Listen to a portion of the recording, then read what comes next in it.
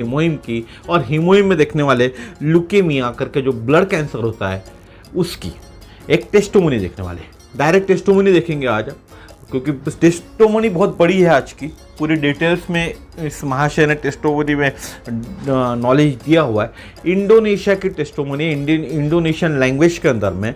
तो मैं कुछ वीडियो उनका स्टार्टिंग वाला वीडियो चलाता हूँ, और फिर मैंने उसी वीडियो को मैंने उसमें से साउंड कट कर दिया हूँ, और उसके पीछे में वीडियो के साथ में मेरा हिंदी लैंग्वेज में मैं आपको ट्रांसलेट करके वो बता रहा हूँ। ठीक है, तो आपके लिए सबसे पहले वो देखना जरूरी है कि ये एक्चुअली इंडोनेशियन लैंग्वेज का वीडियो है क्या। ठीक है, वो देखिए। और कैसे मृत्युशैया पे लेटा हुआ था ये आदमी, जिनको ये कैंसर हुआ था, मृत्युशैया पे लेटे हुए थे, मृत्यु इनके करीब आ गई थी, मृत्यु इनको लेकर जाने वाली थी, लेकिन हीमोहिम के कारण उस मृत्युशैया से उठकर ये जीवन में वापस आए, और ये खुद ही कहते मेरे को दूसरा जीवन मिला हुआ है हीमोहिम के कारण। तो सबसे पहले चालू करते हैं ओरिजिनल वाला वीडियो, तो देखिए video. Sekali lagi Bapak Ibu semua, para Atomian, selamat berjumpa. Apa kabarnya nih semua Bapak Ibu? Sehat ya selalu. Ya, pertama-tama terima kasih kepada Bu Aprinda yang telah diberi kesempatan bagi saya untuk dapat तो आपने ये original वाला video देख लिए। अभी मैं इसके साथ में जो वीडियो चलाऊंगा, और उसी के नीचे मेरा पूरा हिंदी के अंदर में कन्वर्शन चलेगा, और हिंदी में मैं आपको ट्रांसलेट करके बता रहा हूँ। हो सकता है वीडियो आगे पीछे हो जाए, क्योंकि जस्ट उसके हिसाब से मैचिंग करना पॉसिबल नहीं हो पाएगा मेरे को, तो वीडियो थोड़ा सा आगे पीछे होगा, तो आप उसको थोड़ा सा एडजस्ट कर लीजिएगा। आपको जानना ये जरूरी है कि ल्यूकेमिया पे हीमोहिम कैसे काम करता है, ये जानना जरूरी है, ना कि ये देखना कि वीडियो के अंदर की जो फोटोग्राफ्स है या जो टेस्टिमोनीज दिखा रहे, जो उनके रिपोर्ट्स देख रहे, वो उस जगह पे मैच नहीं हो रही है। ये देखने से अच्छा आपको ये देखना जरूरी है कि कैंसर पे कैसे काम करता है। तो ठीक है, चालू करते हैं। ये संभाषण जो होगा अभी आपके सामने में, ये संभाषण में जो वीडियो के अंदर में जो बोल रहे, जो महाशय बोल रहे, उन्हीं का संभाषण है। आप समझिए, उन्हीं की भाषा में आपसे वो बात कर रहे। ठीक है, आप कैसे हो? सबसे पहले धन्यवाद, मुझे आप लोगों के साथ टेस्टिमोनी शेयर करने का मौका दिया, उसके लिए मिसेस अपरंडी का धन्यवाद। सबसे पहले मैं आपको मेरे सुखद वक्त के बारे में बताता हूँ। 2018 में एटोमी से मेरी मुलाकात हुई थी। मैं एटोमी को जानता था, मेरा खुद का बिजनेस था, मैं सिर्फ एटोमी के प्रोडक्ट यूज़ किया करता था। 2018 में मैंने कुछ प्रोडक्ट यूज़ किए, उसके बाद मैंने प्रोडक्ट यूज़ करना भी बंद कर दिया था। अब मैं आपके सामने मेरी स्क्रीन शेयर करता हूं। यह मेरा मार्च महीने का फोटो है। लेडीज एंड जेंटलमैन, मेरी मीटिंग के दौरान का ये फोटो है। मेरी यह स्थिति थी, तब मैं बीमार नहीं था या कोई भी विकार से ग्रसित नहीं था। यह मेरे बीमार होने से कुछ महीने पहले का फोटो है।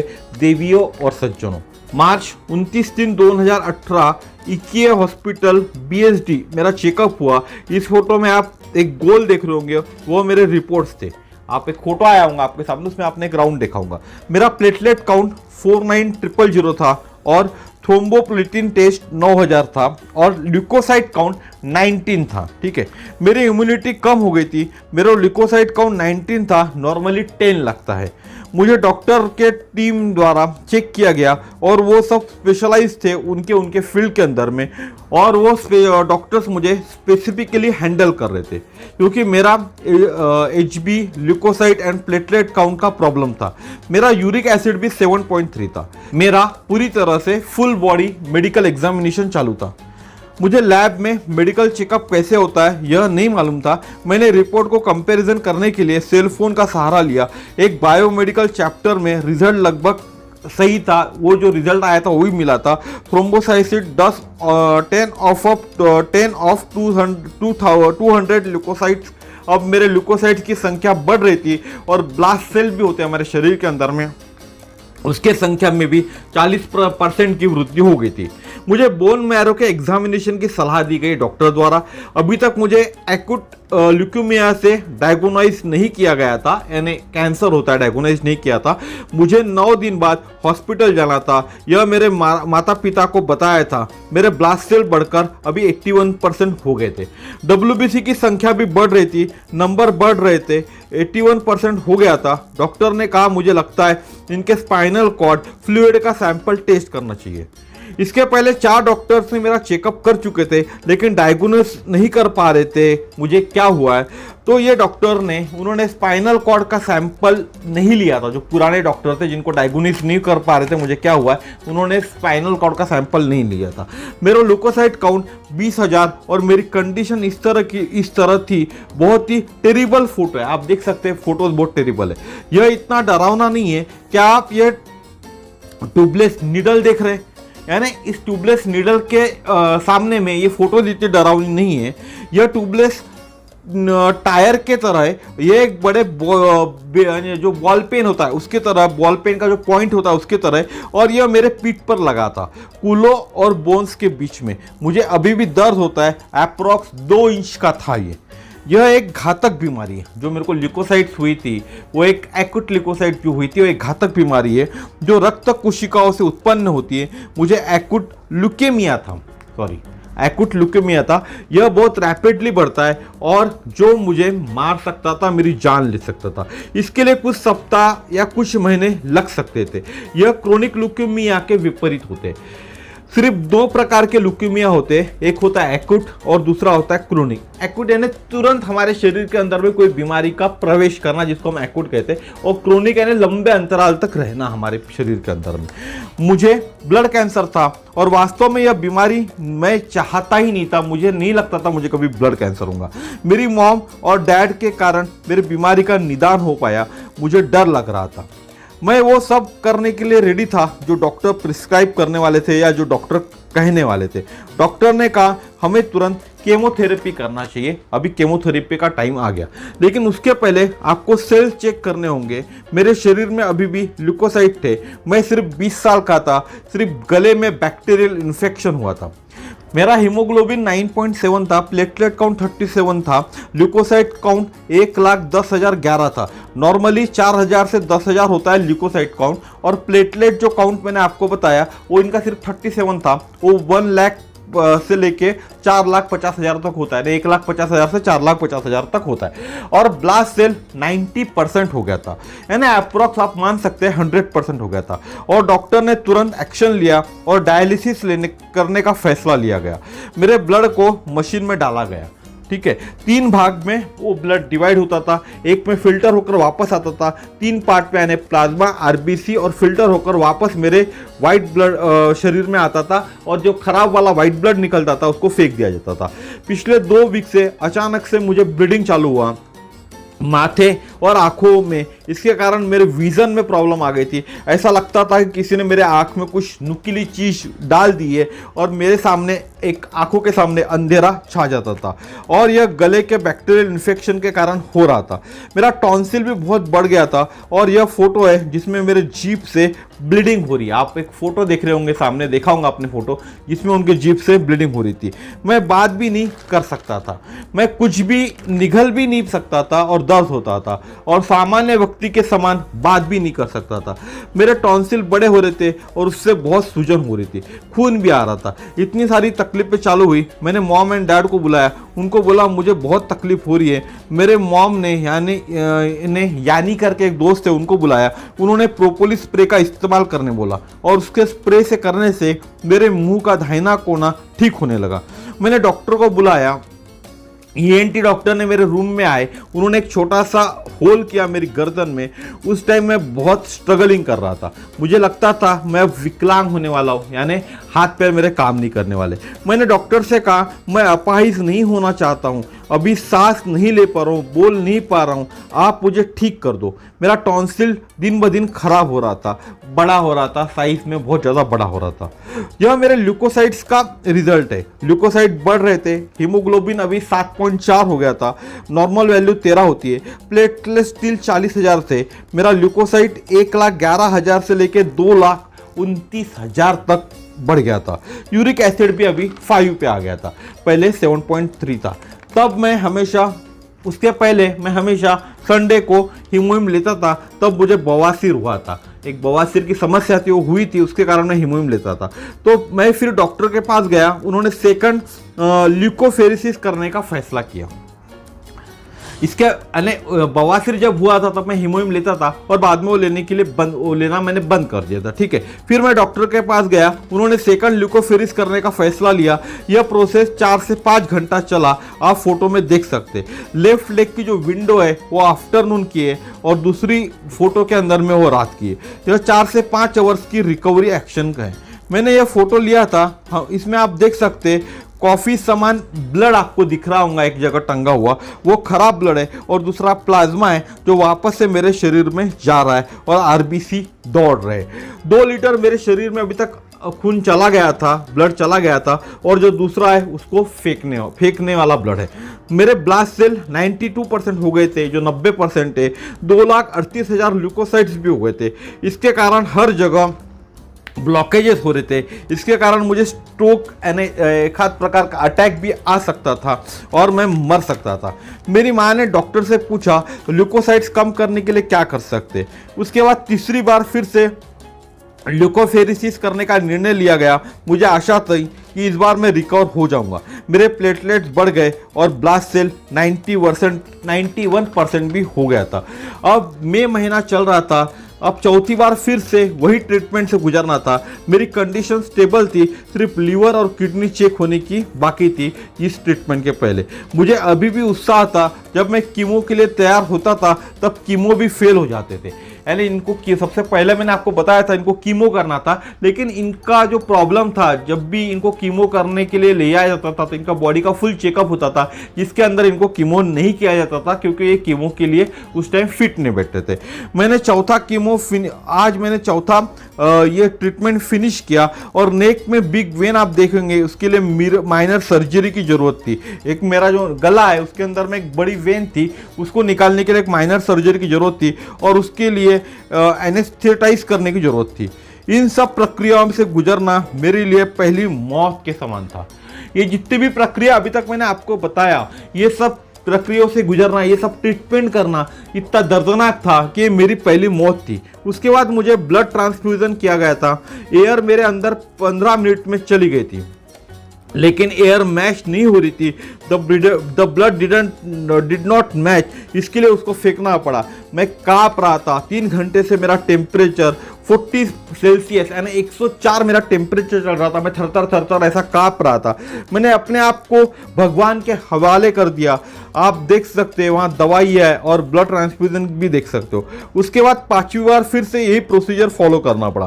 किसी को अगर ल्यूकीमिया कैंसर हुआ है तो पता चला तो दिमाग यानी कोई पेशेंट है जिसको पता चला आपको ल्यूकीमिया कैंसर हुआ है तो उसका दिमाग वैसे ही मर जाता है। मैंने भगवान से कहा मैं आपको आत्मसमर्पण कर रहा हूँ, अगर वास्तव में आप मुझे बुलाना चाहते तो बुला लो, मैं तैयार हूँ। मुझे आज लगता है पहले कीमो के साथ ही हीमोहिम ले लेना चाहिए था तो मेरी ये हालत नहीं होती थी। नहीं लेने के कारण आज मैं इस स्थिति में, इस कंडीशन में पहुंच चुका हूं। 12 दिन हॉस्पिटल में वीआईपी रूम के रहने के कारण बिल लाखों में हो गया था। लगभग 7 लाख रुपए मेरा बिल बन गया था क्योंकि मैं वीआईपी के रूम में रहता था। इंश्योरेंस, मेरा एक इंश्योरेंस था बीजीपीएस का, बीजेपीएस के नाम से, जो नेशनल इंश्योरेंस इंडोनेशिया का है, होने के कारण 2 लाख रुपए मुझे देने पड़े। बाकी जो बचे हुए 5 लाख थे वो बीजेपीएस जो नेशनल इंश्योरेंस कंपनी है उन्होंने पे किए। 12 दिन हॉस्पिटल में रहकर मैं घर आया। अभी जुलाई महीना चालू था, डेल्टा वायरस ने भी दस्तक दी थी। आप देखिए इस आदमी को ऑलरेडी ब्लड कैंसर हुआ था, ढंग से कीमो भी इनके हुए नहीं थे, सब कुछ इनको तकलीफ भी हो रही थी, बॉडी इनकी साथ नहीं दे रही थी। उसके बाद डेल्टा वायरस ने भी दस्तक दी थी, ये घर आ गए थे। हर कोई इस वायरस के चपेट में आ रहा था, हमारे आसपास के हर कोई इस वायरस के चपेट में आ रहा था। मेरा भी पीसीआर किया गया, मेरा भी टेस्ट किया गया, मैं पॉजिटिव आया और एक इनके ऊपर में आपदा आ गई, विपदा आ गई, ये कोविड में भी पॉजिटिव हो गए। मेरे मॉम के बारे में सोच रहा था वह कैसे इस पे रिएक्ट करेंगी। मैं मेरी वाइफ के साथ बैठा था, वो 24 आवर्स मेरे साथ रहती थी। मैं उसको धन्यवाद देता हूँ। फाइनली मैं जहाँ बाकी पॉजिटिव पेशेंट्स रहते थे वहाँ जाकर रहने लगा। मैं बहुत कंफ्यूज था, कुछ तो भी गलत हो रहा रिपोर्ट में। मेरे मॉम एंड डैड के साथ मैं रह रहा था कि जब भी मेरा जो फर्स्ट ट्रीटमेंट हुआ उसके बाद मुझे विश्वास नहीं हो रहा है वे निगेटिव कैसे आ सकते हैं इस कोविड के रिपोर्ट से। मैंने डॉक्टर से कहा मेरे मॉम एंड डैड को फिर से एक बार चेक करो। डॉक्टर ने कहा जरूरत नहीं है, आप अपना पैसा खराब कर रहे हो, आप अपना पैसा वेस्ट करोगे, आपको सिर्फ कुछ दिन आराम करने की जरूरत है। अगर आप एक हफ्ते तक प्रॉपरली विटामिन लेते हो तो आप डेफिनेटली नेक्स्ट वीक में निगेटिव आएंगे, आपकी रिपोर्ट निगेटिव आएंगी। और 13 जुलाई को मेरी रिपोर्ट निगेटिव आ गई। अब इसके बाद मुझे केमो की बारी थी। उसके लिए मुझे पहले चेक किया गया। कोविड ने कहाँ मुझे अफेक्ट किया हुआ है इस पर देखा गया मेरे शरीर के अंदर में, लेकिन मैं भगवान का शुक्रिया अदा करता हूँ कि सब ऑर्गन्स मेरे ठीक थे। यह मेरे माता पिता है, मैं उनके साथ रहता हूँ। मैं सेकंड केमो के लिए जा रहा हूँ। इसके पहले एक इनको केमो हो चुका था, हॉस्पिटल डिस्चार्ज होने के पहले ये इनका सेकंड केमो था। उसके पहले मुझे प्यार के पंख लेना जाना होगा मेरे माँ से। उनका कहना है कि एक झपकी जो होती है प्यार की, वो माँ से मैं लेके जाऊँगा। लोग कहते हैं भगवान दिखते नहीं, लेकिन भगवान होते हैं। मेरे माँ को आज फ़ोन आया, क्या आपका लड़का बीमार है? माँ ने कहा हाँ, अभी तो वो हॉस्पिटल गया हुआ है सेकंड कीमो के लिए। वह लड़की बोली मुझे फेसबुक से पता चला, क्या मैं आपके लड़के के लिए एटोमिका हीमोहिम एंड प्रोबायोटिक्स भेज सकती हूँ? आपका लड़का इससे ठीक हो सकता है, आपके लड़के में इससे बहुत ज़्यादा फर्क आएगा, आपका लड़का कैंसर फ्री भी हो सकता है। वो मेरे मॉम एंड डैड को फोर्स कर रही थी, लेकिन मेरे मॉम एंड डैड दोनों जन नहीं माने। तो उसने कहा ठीक है, मैं नहीं भेजती, जैसी आपकी इच्छा। लेकिन उनका नाम था वो लेडी का लिंडा ने मेरी जो आईडी थी उसके ऊपर वो प्रोडक्ट्स भेज दिए, यानी मेरे एड्रेस पे प्रोडक्ट भेज दिए। आप इन प्रोडक्ट्स को देख सकते हो, मैं आपको दिखा रहा हूँ। मैंने एक बॉक्स हीमोहिम और एक बॉक्स प्रोबायोटिक खरीद लिया। मैंने भगवान का आभार माना और माँ से कहा अगर भगवान नहीं होते ना तो ये प्रोडक्ट्स मुझे कौन देता। यह एटोमिका जो मोटो होता है, एटोमिका आप अगर पूरा मोटो देखोगे तो सर्व इन ह्यूमिलिटी होता है। तो लिंडा मैडम ने सर्व इन ह्यूमिलिटी का उदाहरण देते हुए उनको हीमोहिम एंड प्रोबायोटिक्स भेज दिया था। और केमो लेने के 2 दिन बाद मैंने तुरंत अपनी हीमोहिम मेरे पास आ गया, हीमोहिम लेना मैंने चालू कर दिया। और जब मेरा केमो हो चुका था 2 दिन बाद मैंने तुरंत अपनी कार निकाली। और लेडीज एंड जेंटलमैन, यह ताकत थी हीमोहिम की जिसने मुझे सिर्फ 2 दिन में इतना स्टेमिना मेरे शरीर के अंदर में ला दिया था। यानी हीमोहिम इन्होंने लेना चालू कर दिया था और केमो के सिर्फ 2 दिन बाद ही ये खुद अपनी कार निकाल कर ड्राइव कर भी सकते थे।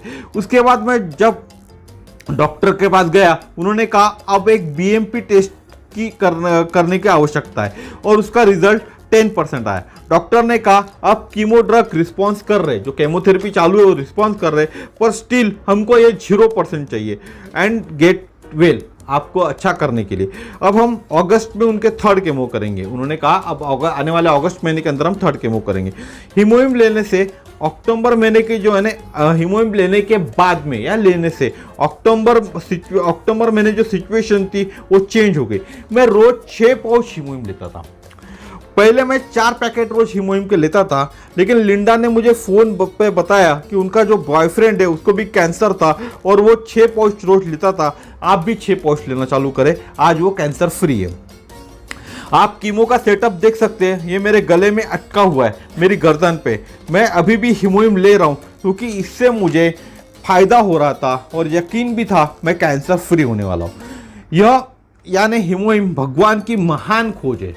इस खोज को कोई नकार नहीं सकता। भगवान ने एक लोगों की जान बचाने के लिए खोज की हुई है। अब हीमोहिम लेने के बाद के रिजल्ट्स मैं बताता हूँ। हीमोग्लोबिन मेरा 9 हो गया था 7/7/2018 को और ल्यूकोसाइट भी मेरा 2 लाख था। क्या आप सोच सकते हो नवंबर महीने में मेरे साथ क्या जादू हुआ? मेरा जो स्पाइनल कॉर्ड का जो फ्लूइड था वो 2/11/2018 को 2% था, सिर्फ 2 वीक में। यह किसी चमत्कार से कम नहीं था। डॉक्टर कह रहे थे बिलो 5% इज नॉर्मल।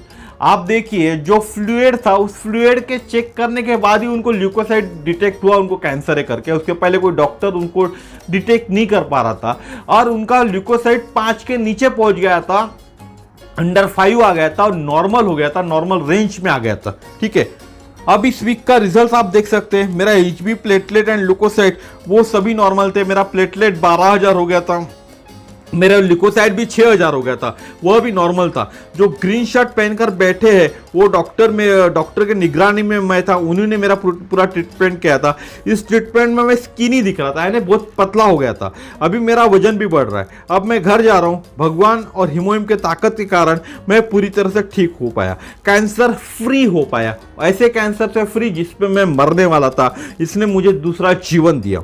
यह महत्वपूर्ण बात है, केमोथेरेपी बहुत दर्दनाक ट्रीटमेंट है, बहुत सहन शक्ति की जरूरत होती है और 4 कीमो बाद लोग कमजोरी महसूस करते हैं। अब मैं हीमोहिम लेता हूं रोज। अब मैं उस हॉस्पिटल के जो कैंसर पेशेंट एडमिट है उनको भी मैं, जिनको भी कीमो चालू है, उन सभी को मैं बताता हूं मैं कैसे ठीक हुआ हीमोहिम लेने से, और उनको भी हीमोहिम लेने के लिए प्रेरित करता हूं, सलाह देता हूं। मेरे सामने कुछ और लोग मेरे समान कुछ और लोग हीमोहिम ले रहे थे। अप्रॉक्स 5 लोग होंगे 5% से, जिनको फेफड़ों का कैंसर था और वह भी आज हीमोहिम के कारण ठीक हो गए।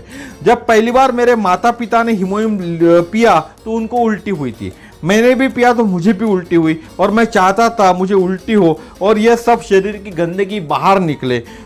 4 कीमो लेने के बाद डॉक्टर ने कहा अब आपको कोई भी कीमो की जरूरत नहीं है। नहीं तो कीमो का जो था 4 के डिपेंड था, और बहुत ज़्यादा कीमो मुझे लेने पड़ते थे और उसमें मेरी मौत भी हो सकती थी। लेकिन हीमोहिम लेने के बाद जब चौथा कीमो आया था, डॉक्टर ने कहा अब आपको कीमो करने की ज़रूरत नहीं है। मैं कंटिन्यू हीमोहिम ले ही रहा था। मेरी माँ भी अभी हीमोहिम ले रही थी, उनको जो बवासीर का तकलीफ थी उसके लिए वो हीमोहिम ले रही थी। मैं वास्तव में बहुत खुश हूँ। यह हीमोहिम मेरे पास पहले भी आया था, दुर्भाग्य से तब मैंने इसको समझ नहीं पाया था और मैंने इसको लेना छोड़ दिया था। और जब मुझे ब्लड कैंसर हुआ तब इसी हीमोहिम ने मुझे दूसरी जिंदगी दी। इसी हीमोहिम ने मेरे जीवन में एक नई चेतना डाली। इस हीमोहिम के कारण मैं जिंदा हूँ।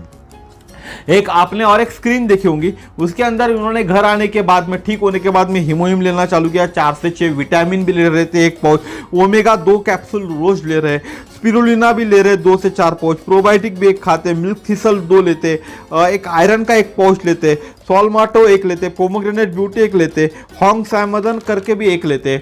साथ में प्रोपोलाइज स्प्रे इन्होंने घर में रखा हुआ है। फिर एक ऑयल पैच आता है, कोई भी दर्द हुआ तो वहाँ ऑयल पैच लगाया जाता है, वो ऑयल पैच भी यूज़ करते। एटोमिका टूथपेस्ट एंड टूथब्रश भी यूज़ करते, एटोमिका क्लींजर भी यूज़ करते, और एटोमिका बॉडी लोशन भी यूज़ करना चालू किए। उनके फैमिली के लिए ये सब प्रोडक्ट उन्होंने मंगाना चालू कर दिया और सब प्रोडक्ट को यूज़ करते। तो आज आपने देखा होगा कि हीमोहिम ने कैसा जादू किया। हीमोहिम ने कैसे एक कैंसर पेशेंट, जो कैंसर पेशेंट ल्यूकीमिया से ग्रसित था, ब्लड कैंसर था और जो मरने की कगार पे पहुंच चुका था, आपने देखा होगा उनकी बॉडी भी रिस्पॉन्स नहीं कर रही थी। उनकी बॉडी के अंदर भी बहुत सारे बैक्टीरियल इन्फेक्शन ऑलरेडी थे, उसके कारण उनको कीमो भी नहीं हो पा रहा था। उनके कीमो बार बार विफल हो रहे थे। हीमोहिम लेने से उनको ये सब फायदा हुआ। हीमोहिम ने उनकी जिंदगी में एक जादू कर दिया और वो बोलते कि हीमोहिम एक कारण मुझे दूसरी जिंदगी मिली है, मैं दूसरी जिंदगी हीमोहिम के कारण जी रहा हूँ। और भगवान पे वो बोलते कि भगवान पे मुझे विश्वास हो गया, भगवान ने मुझे मेरे लिए एक चमत्कार किया और हीमोहिम फिर से मेरे लिए भेज दिया किसी के थ्रू। और जो मोटो का बात करते कि सर्व इन ह्यूमिलिटी, ये जो मोटो है, ये एटोमिका मोटो है कि आपको सर्व इन ह्यूमिलिटी करते आनी चाहिए। तो यही चीज़ है कि आपको हीमोहिम, एक मैं आपको पहले भी बताया, स्टार्टिंग में वीडियो के अंदर भी बताया कि जो मृत्युशैया पे आदमी पड़ा है, उस आदमी में अगर जीने की 1% भी उम्मीद होंगी, उसने खुद को नहीं हाराऊंगा, ये सोचता हूँ कि मैं जी सकता हूँ, मैं जीने वाला हूँ, या उसके आजू बाजू वाले लोग, उसके घर वाले लोग उसको बोलते कि तू जीने वाला है, अभी तेरा वक्त नहीं आया हुआ है, 1% उम्मीद जिस आदमी के, उस आदमी को भी आप हीमोहिम पिला दो, मृत्युशैया से उठकर खड़ा होऊंगा आपके सामने, ढंग यानी जिस कंडीशन में पहले थे वो पर्सन, उस कंडीशन में आपके सामने खड़ा रहेगा, हंसते खेलते आपके सामने खड़ा रहेगा। ये नहीं बोलता मैं कि तारीख कोई मृत्यु की बदल सकता है, जिसकी मृत्यु जिस तारीख को ऊपर वाले ने लिखी उस तारीख को ही मृत्यु होंगी, लेकिन ये जो कंडीशन चल रही थी, ये तो तकलीफें थी, इन तकलीफें से आप उनको बचा सकते थे। तो आज का मेरा वीडियो यहीं तक।